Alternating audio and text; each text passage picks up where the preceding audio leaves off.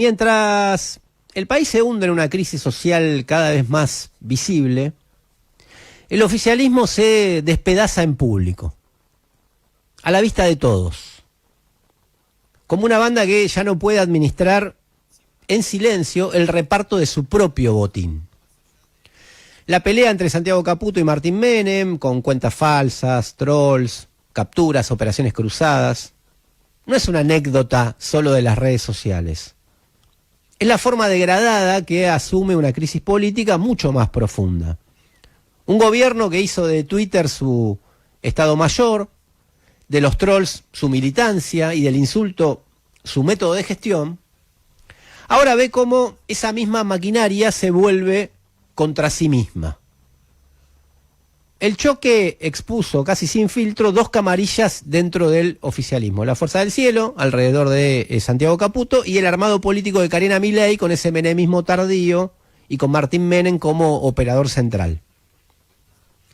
Todo esto mientras Manuel Adorni, no nos olvidemos de él, jefe de gabinete, sigue cercado por denuncias por presunto enriquecimiento ilícito y una presión que ya no viene solo de la oposición, lo decíamos recién, sino también dentro del propio oficialismo, como por ejemplo de Patricia Bullrich, para que aclare su situación.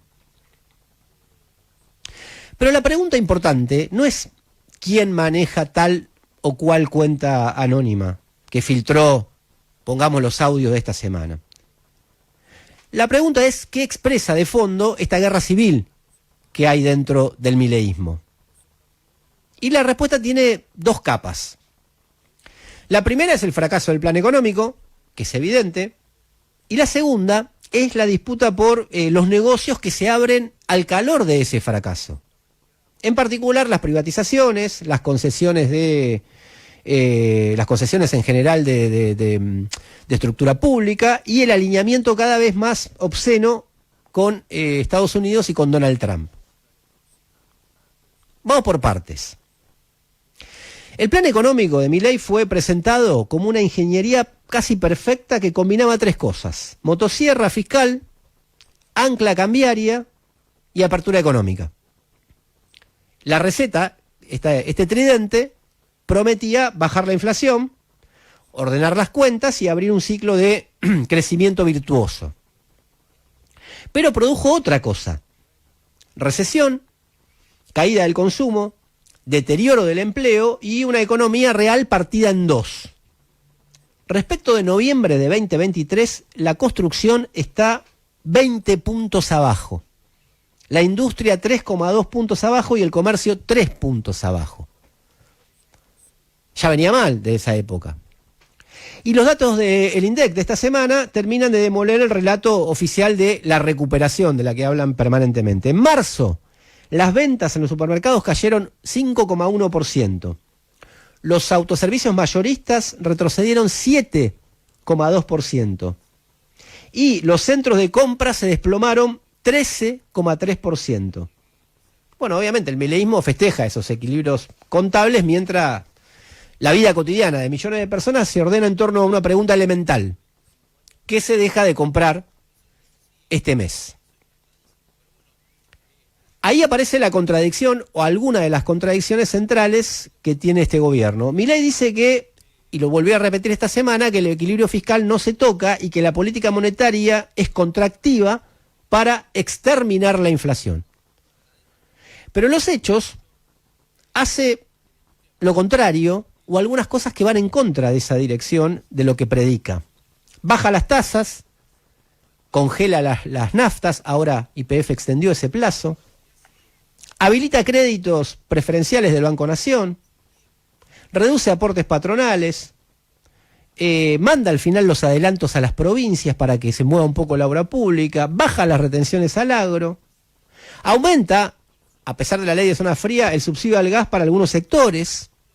O sea, se empieza a transformar lo que en un informe de la consultora P4Q, que dirige Manuel Olarzagis, llamó esta semana en un libertariano un poco raro, o en un libertariano un poco keynesiano, que trata de modificar un poco la receta para que no se produzca el derrumbe de la economía antes de tiempo.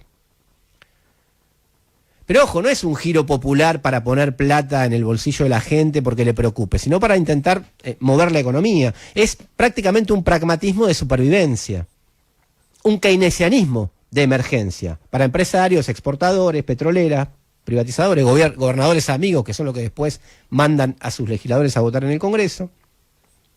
El gobierno descubre con miedo que si frente a un shock de precios responde solo con contracción de la demanda, que es su ortodoxia, lo que colapsa no es la inflación, sino que lo que colapsa es la actividad económica, que es lo que está sucediendo. Y en eso está encerrado. Ese comportamiento errático explica también la precariedad política. Cuando la economía no da el resultado prometido, la interna obviamente se acelera. Cuando la caja fiscal se achica, porque la economía se achica y por lo tanto hay menos recaudación, todos corren a disputar la caja que queda. Y cuando el ajuste ya no alcanza para cerrar los números, aparecen las privatizaciones.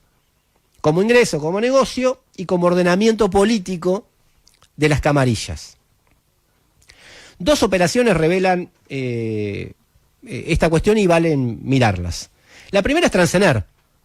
Hace pocos días el Ministerio de Economía adjudicó la participación de la estatal Citelec, la sociedad que controla Transener, al consorcio integrado por Edison Energía y Geneia, por 356 millones de dólares. Geneia es presidida por Jorge Brito, que en algún momento anduvo dando vueltas como un posible candidato outsider del peronismo. Y entre los integrantes de Edison Energía figuran los hermanos Patricio y Juan Neus, muy cercanos al asesor presidencial Santiago Caputo.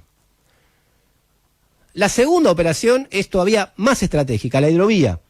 Por allí, ya lo dijimos, pero vale la pena recordarlo, circula el 80% de las exportaciones agroindustriales argentinas. La concesión en juego es por 25 años con inversiones estimadas en 10.000 millones de dólares. E ingresos por peajes, que se cobran allí, por 600 millones de dólares anuales. Compiten dos consorcios belgas, Jan de Null, asociada a Servimagnus, y DEME. Y el proceso viene rodeado de denuncias por irregularidades de la Procuraduría de Investigaciones Administrativas por también gente vinculada a este universo de Santiago Caputo y los hermanos Neus, también metidos en este negocio. Y acá entra también Estados Unidos. Según Reuters, reveló esta semana que Brian Mast, presidente del Comité de Relaciones Exteriores de la Cámara de Representantes y aliado clave de Donald Trump, le envió una carta al secretario de Estado, Marco Rubio, advirtiendo sobre una supuesta influencia maligna china en la licitación de la hidrovía argentina. La acusación apunta a Juan de Null, a través justamente de su socia local. Del otro lado, aparece del consorcio DEME, aparece asociado a intereses estadounidenses, como el fondo KKR y la dragadora Great Lakes. Santiago Caputo viajó esta semana, justamente la semana pasada, a Washington para reunirse, entre otros, con el propio Mast, que envió la carta diciendo que el problema de la hidrovía es un tema estratégico para Estados Unidos y que podría haber problema con los chinos. Digo, para que vean cómo se juega la geopolítica mundial y sobre todo el dominio de Estados Unidos en cuestiones estratégicas de la Argentina que, por la cuestión de los audios, pasan a un segundo plano.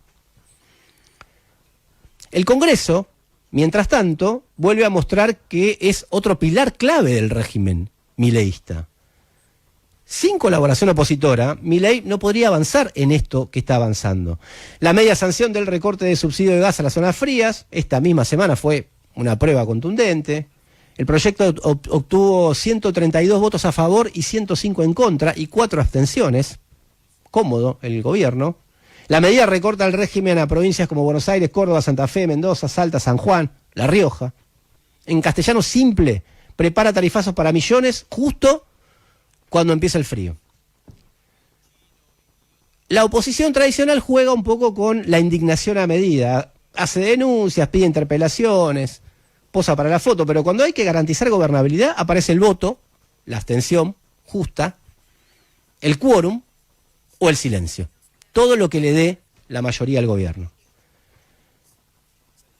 La pregunta entonces es, ¿qué hacer frente a este cuadro? Porque esperar 2027, dejar que el gobierno siga rematando empresas, tarifas, salarios, jubilaciones, recursos naturales, rutas, ríos, para después contar votos, es una forma de complicidad. Una complicidad educada, parlamentaria, institucional, pero complicidad al fin. El saqueo no se detiene justamente con encuestas ni con especulaciones de calendario. Bolivia, en este sentido, muestra con todas sus contradicciones que cuando el ajuste se vuelve insoportable, los trabajadores, los sindicatos, los sectores populares pueden poner el cuerpo. Eso va a hablar Diego en un rato. Cortar rutas, paralizar el país, transformar la crisis económica en crisis política. Obviamente no se trata de copiar mecánicamente ninguna experiencia, se trata de entender lo elemental. Cuando un gobierno entrega al país, ajusta al pueblo trabajador y se reparte los negocios en medio de una guerra civil interna, no hay neutralidad posible frente a ese espectáculo. O se enfrenta ahora ese saqueo a cielo abierto o se lo deja avanzar. Solo hay dos opciones. Y dejarlo avanzar, mientras se especula con la próxima boleta electoral, es darle a Milei, a Caputo, a Karina Milei, a Menem, a Dorni, a los privatizadores y a sus socios internacionales el tiempo que necesitan para terminar de hacer lo que vinieron a hacer.